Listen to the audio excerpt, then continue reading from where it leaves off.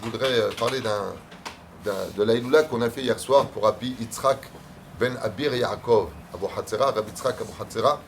Je suis tombé amoureux de ce Rav il y a à peu près 2 ans et demi, 3 ans je crois. Quand j'ai lu sa biographie, je ne savais pas qui il était, j'ai entendu parler. Et je suis vraiment tombé amoureux de ce tzaddik hors du commun, puisque Rabbi Yaakov Abu Hatzera avait décidé de ne plus s'unir à sa femme pour être 100% H24 dans l'étude de la Torah. Et son épouse avait accepté. Ils avaient déjà eu des enfants. Et c'était ce qu'il avait donc décidé. Seulement du ciel, on lui a dit, pas du tout. Tu dois retourner vers ta femme, car une neshama très spéciale a été accordée de descendre dans le monde pour l'illuminer. Et il est reparti avec sa femme, elle est tombée enceinte de son 4e fils, son petit dernier, qui s'appelle Yitzhak. Et maman, elle est tombée enceinte de ce garçon, et qui va dépasser tous les autres. Il était encore un jeune enfant quand il a écrit ce fameux chant qu'on chante tous, Aou, Faesh, Kona. Il était jeune, il était dans sa chambre, dans le grenier, il écrivait en l'honneur d'Hachem des chants.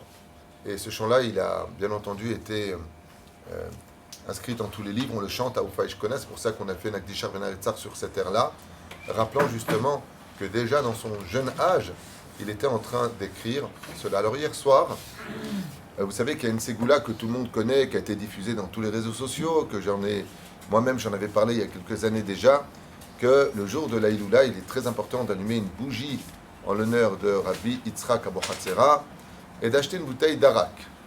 La famille Abu Hatzera est très très concernée par cet alcool. L'arak, le Rabbi c'était la vodka, nous c'est la boucha, et ainsi de suite. Les Algériens c'est la phoenix. Chacun il a son truc. Et hier soir, on a entendu un très beau témoignage, parmi tous ceux qui ont été déjà racontés, comme une personne qui a raconté donc la sgoula, c'est d'allumer la bougie, ensuite d'acheter une bouteille aujourd'hui d'arak, de marquer le nom, l'Irvodo Shel Rabbi Yitzhak Abu Hatzera ben Abir Yaakov, donc de rappeler que c'est sa bouteille, et tu fais un éder en disant que si cette année tu te maries, tu as un enfant, tu as une meilleure parnassa, tu puisses faire ta alia, et que ça se réalise, eh bien, tu devras prendre sur toi de faire Saïloula, de faire une grande souda pour lui, et cette même bouteille d'arak d'en verser à tous les conviés dans ta fête pour Rabbi Yitzhak Abu Hatzera. Alors hier, avec le Rav Mashiach, qui avait fait ça pour marier sa fille, il a raconté qu'il a fait cette ségoula, et que dans l'année, il a marié sa fille. Et ce qu'il y a d'extraordinaire, c'est qu'un d'Avrechim qui était là hier a un enfant qui est muet. Il n'arrive pas à parler depuis qu'il est né, il ne sort pas un mot.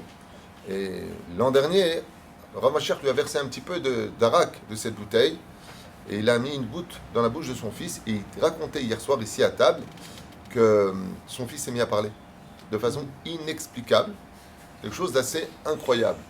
Et là, je ne vous parle pas de...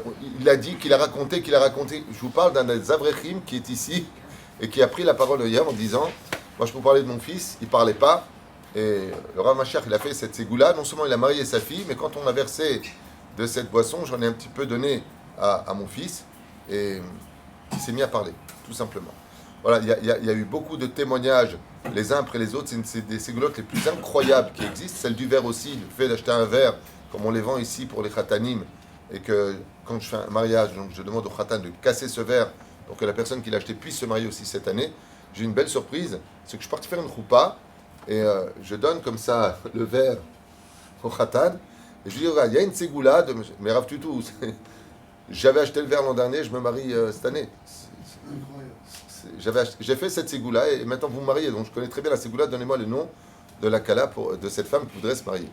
Mamash, Mishema Amin, l'homme Efachet, c'était juste un clin d'œil à Abir Yitzhak Abu Hatzera, Mamash qui était Kodesh Kodashim et qui a été froidement assassiné d'un coup de glaive alors qu'il avait annoncé à son shamash, dans 10 minutes je vais rendre mon âme et je dois monter, j'ai fini mon tikkun et il lui a donné ses dernières consignes, et 10 minutes plus tard, un cavalier au Maroc est passé, il a reconnu que c'était un juif, il lui a donné un coup de sabre, et il a rendu son âme de cette façon-là. Donc, je vous conseille vraiment, vraiment, quand je dis que c'est très important d'étudier les biographies, Béhémet, c'est le dessert de notre Neshama. C'est vraiment le sucré, le miel de notre Neshama, d'apprendre à connaître les personnes. Moi, je ne connaissais pas Rabbi Amram Ben Diwan, Rabbi Moshe Ben Diwan. Je ne connaissais pas, j'ai acheté leur livre, j'ai commencé à le lire. Enfin, j'ai acheté, on me l'a offert plus exactement. Mon ami Avram du Maroc me l'a offert. Et vraiment, c'est un délice. Hier, j'ai passé plusieurs livres de biographie de Rabbi Akiva, de la Rabbeinu, à plusieurs personnes, leur prêter, les lire.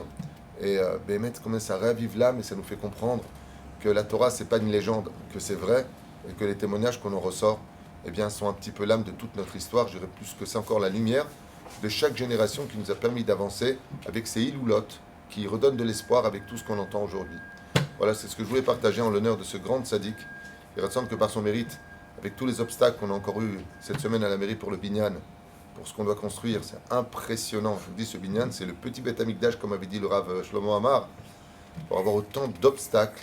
Tout le monde s'acharne contre ce Binyan, mais Bezrat Hashem, Akol Yitzel et Tova Vilivracha par le mérite de Rabbi Yitzhak Abu Hatzera Ben Abir Yaakov. Pour ceux qui n'ont pas compris, Rabbi Yitzhak, c'est l'oncle de Baba Saleh, c'est le frère de Rabbi Mesoud. Okay?